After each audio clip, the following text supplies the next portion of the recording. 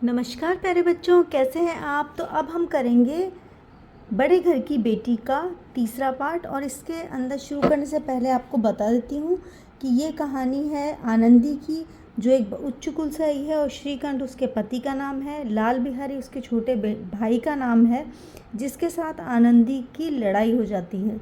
तो अभी श्रीकंठ जो है वो शहर से आया है अपने गांव, और आनंदी ने उसे बताया कि उसके भाई ने उसके साथ दुर्व्यवहार किया है, तो श्रीकंठ ने घर छोड़ने के लिए कहा है। तो आगे बढ़ते हैं। जिस समय लाल बिहारी सिंह सिर झुकाए आनंदी के द्वार पर खड़ा था, यानी उसके डोर पे खड़ा हुआ था, उसी समय श्रीकंठ सिंह भी आंखें लाल किए बाहर से आए। मतलब उन्हें बहुत गुस्सा आ रहा था। भाई को खड़ा देखा तो घृणा से आंखें फेर ली, यानी गुस्से से आंखें फेर ली, उसकी तरफ नहीं देखा। कतरा कर निकल गए और अपने भाई की तरफ न देखकर वो चला गया वहाँ से, मानो उसकी परछाई से भी दूर भागते हो। परछाई का मतलब है शैडो, तो उसके शैडो भी अपने ऊपर नहीं पड़ने देना चाहते, ऐसा लगा।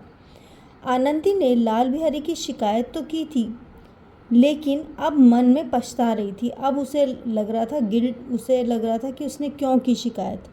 वह स्वभाव से ही दयावती थी, यानी उसे बहुत ही अच्छा, दूसरों को तकलीफ़ में रखना अच्छा नहीं लगता था। उसे इसका तनिक भी ध्यान नहीं था कि बात इतनी बढ़ जाएगी। वह मन में अपने पति पर झुंझला रही थी कि वह इतने गर्म क्यों होते हैं। मतलब ये बात है, इसको प्यार से भी सुलझाया जा सकता था, लेकिन उसके पति जो हैं वो बहुत अधिक गुस्सा दिखा रहे हैं, ये उसे अच्छा नहीं लग रहा था। उस पर यह भय भी लगा हुआ था कि कहीं मुझे इलाहाबाद ले चले तो कैसे, क्या करूँगी। उन्होंने सोचा कि अगर मेरे हस्बैंड जहाँ पर जॉब कर रहे इलाहाबाद में, वहाँ पर अगर मुझे ले गए तो मैं अकेली कैसे रहूँगी। इस बीच में जब उसने लाल बिहारी को दरवाजे पर खड़े यह कहते सुना कि अब मैं जाता हूँ, मुझसे तो यह जो कुछ अपराध हुआ क्षमा करना, यानी मैंने जो आपके साथ दुर्व्यवहार किया उसके लिए मुझे माफ़ करो, तो उसका रहा सहा क्रोध भी पानी हो गया। यानी अब उसे कोई गुस्सा नहीं आ रहा था बेनी माधव सिंह पर।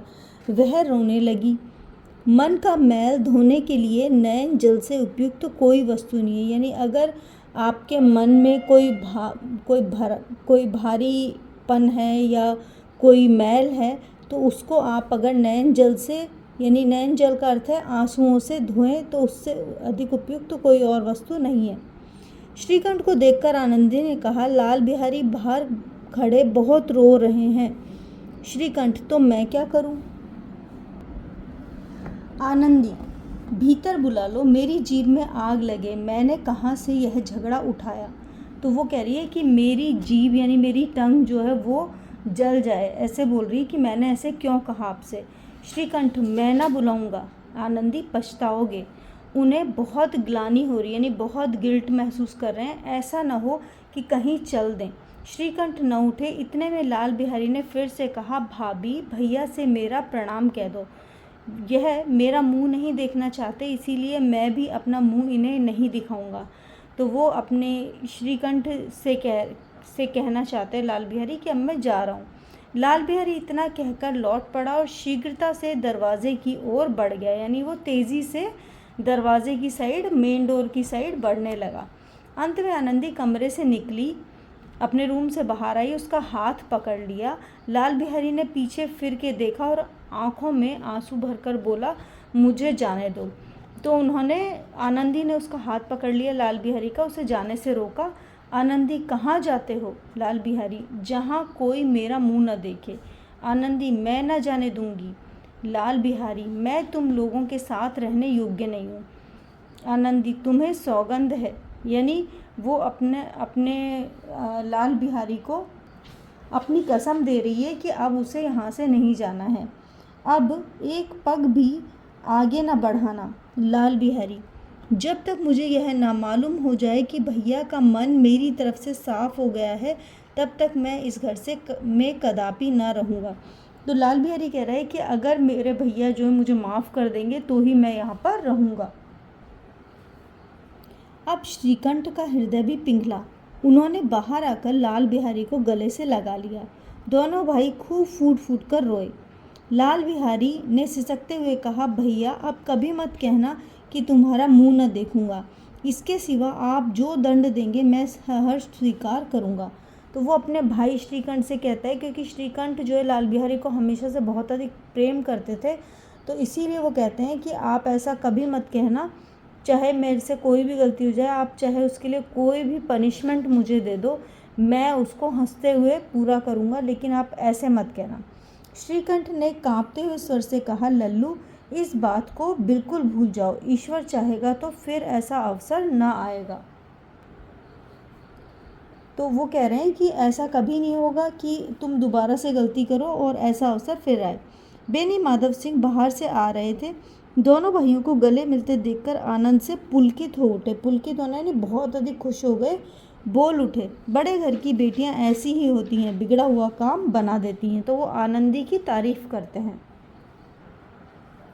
गांव में जिसने यह वृतांत सुना, वृतांत का मतलब है ये पूरा का पूरा किस्सा कहानी जो है वो सुना, उसी ने इन शब्दों में आनंदी की उदारता को सराहा। बड़े घर की बेटियां ऐसी ही होती हैं का अर्थ है कि जो भी उच्च कुल से आती हैं लड़कियां, वो बहुत ही समझदार और सुलझी हुई होती हैं और घर में आने वाली किसी भी समस्या को इजीली सुलझा सकती हैं, ऐसा कहा गया। अभी कठिन शब्द दिए हुए हैं। नंबरदार यानी गांव का भूस्वामी, यानी पूरी विलेज का जो लैंड ओनर होता है उसको कहते हैं। मरम्मत का मतलब होता है रिपेयरिंग करना, ठीक करना। निर्बल बलहीन या कमज़ोर वीक।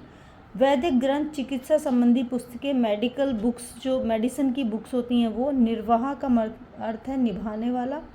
बहरी, बाज जैसा एक शिकारी पक्षी, यानी जैसे बाज होता है, ईगल होता है, वो जिस तरह से एक हंट करके अपना जीवन गुजारता है, वैसे ही बहरी होती है। शिकारे, शिकारे का अर्थ है शिकरे, बाज से छोटा एक शिकारी पक्षी। रीझना यानी प्रसन्न होना। टीम टम यानी श्रृंगार, सजावट, डेकोरेशन। किफ़ायत का अर्थ है बचत करना, सेविंग्स।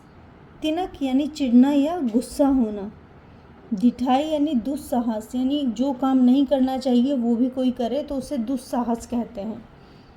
उज्जड़, गवार, असभ्य या फिर अनएजुकेटेड। खड़ाऊ, काठ की बनी खूंटीदार पादुका, यानी एक तरह का स्लीपर होता है, आपने देखा होगा पुराने ज़माने में लकड़ी से बना हुआ होता है। सुधी यानी ध्यान रखना। केयर, शहूर यानी तरीका या ढंग। दब्बू यानी दबकर रहने वाला। हथकंडा यानी षड्यंत्र। घुड़क का अर्थ है डांटना, घुड़का यानी डांटना। मुदगर, व्यायाम के लिए लकड़ी की बनी हुई मुंदरी, जिसको आपने देखा होगा बहुत सारे जगह पे मलखंब जो एक एक्टिविटी है उसमें भी मुदगर यूज़ होता है।